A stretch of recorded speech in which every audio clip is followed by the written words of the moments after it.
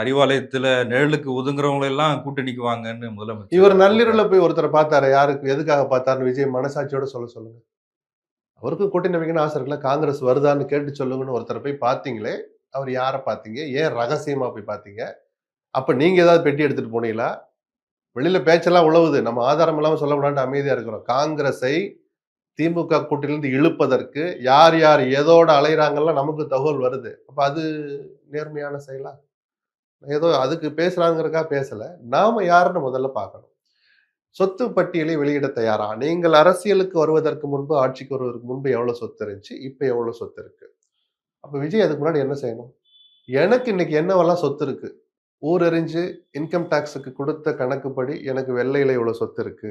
என் நண்பர்கள் பேர்ல இவ்வளவு சொத்து இருக்குன்னு 2 பட்டியல் விஜய் வெளியிடுவாரா? அந்த துணிச்சல் இருக்கா? இல்ல அது அவரு சம்பாதிச்சது அதத்தான் சார். நான் சொன்னேன். நீங்க சம்பாரிச்சா சட்ட விரோதம் இல்லையா? சம்பாரிச்ச சொத்த மறைக்கிறது சட்டம் அனுமதிக்குதா? இல்ல சட்ட விரோதமா? எனக்கு தெரியாம கேட்கிறேன். சட்டவிரோதம் தான். தூய்மை நம்ம கிட்ட இருந்து தொடங்கணும். சவால் விடுறது ஈஸி. நல்ல கேள்வி விஜய் கேட்டது. நீங்க என்னன்னு ஒரு எதிர்கேள்வி வந்தபோது பதிலே வரல. இன்னும் ஒரு படம் மீதி இருக்கு. ஜனநாயகன் வரணும். அதிமுக கேட்ட கேள்விக்கு இன்னைக்கு வரைக்கும் விஜய் தரப்புல இருந்து பதிலே இல்ல.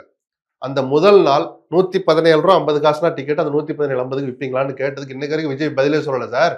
அவருக்கு கடமை இருக்கு சார். அவர் சம்பந்தப்பட்ட சொந்த விஷயம் சார். பதில் சொன்னீங்களா? அதுவும் ஊழல் தான். நான் எதையும் நியாயப்படுத்தல. மாறி மாறி ஊழல் பண்றாங்கன்னு என்னை விட சொன்னவன் எவனுமே இல்ல திமுகவை, அதிமுகவை. இன்னைக்கு ஊழலின் உச்சம் இன்னைக்கு லஞ்சம் தலைவிரித்து ஆடுதுன்னு நான் தொடர்ந்து சொல்லிக்கிட்டு இருக்கேன். யாருமே அதை மறுக்கல. நீங்க கேள்வி கேட்கறீங்களே, நீங்க யாருன்னு கேள்வி கேட்டா அதுக்கு தயாரா இருக்கணும்னு நம்ம சொல்றோம் இல்ல விஜய் அவரு கிட்ட. தூய சக்தின்னு சொல்லிட்டாரு. வாழ்த்து சொல்லுவோம். ஃப்ரேம் போட்டு நல்ல ஒரு சர்டிபிகேட்ட ரெடி பண்ணுங்க. வண்டி குடுத்துட்டு வந்துருவோம். அந்த தன்னம்பிக்கை கலந்த பேச்சு. நான் தன்னம்பிக்கை தப்புன்னு எந்த காலமும் நான் சொல்ல மாட்டேன். அதீத தன்னம்பிக்கை தான் ஆபத்துன்னு நான் சொல்றேன். அவர் தன்னை பத்தி முன்னிலைப்படுத்தலாம். அப்படி பேசணும் சார். பேசி மக்கள் கிட்ட நீங்க வாங்கன்னு தானே நம்மளும் சொல்றோம். நீங்க யாருன்னு சொல்லுங்க. என்னை யாரும் கேள்வி கேட்கக்கூடாது. என்னை யாரும் விமர்சிக்க கூடாதுன்னா, இதத்தான் நம்ம ரசிக்க முடியல நம்மால. ஜீரணிக்க முடியல. இல்ல இப்ப தாவேக்காலயும் கூட்டணி வச்சிருக்காங்க. பண்ருட்டி ராமச்சந்திரன் ஒரு இன்னும் கட்சி இவரு தொடங்கியிருக்காருல்ல. ஒருதலை காதல் மாரி இவரு தானே சொல்லியிருக்கிறாரு. இன்னும் அங்கிட்டு இருந்து லவ் லெட்டர் வந்துச்சா இல்லையான்னு தெரியலையே. தாவேக்காவ சும்மா இருக்க மாட்டாங்க சார். இந்த 2 அணியிலயும் இடம் கிடைக்காத, இடம் பெற விரும்பாதன்னு சில பேர் இருப்பாங்கல்ல. தனிநபர்களோ, இயக்கங்களோ. இனிமேல் அவங்களும் பேச்சு நடத்தலாம். இல்ல ஒருவேளை விஜய் அப்படி காமா சாமாலாம் சேர்த்துக்கிட்டு எங்களால தான் விஜய் இவ்வளவு ஓட்டு பண்ருட்டி ராமச்சந்திரன் ஒரு அறிக்கை விட்டாருன்னா விஜய் நெஞ்ச பிடிச்சிருவாரு தேர்தல் முடிஞ்ச உடனே. 77 தொகுதிகளில் தாவேக்கா பெற்ற அந்த வாக்குகளுக்கு அடிப்படை காரணமே நாங்கள் தான் ஒரு போடு போட்டாருன்னா விஜயால தாங்க முடியுமா?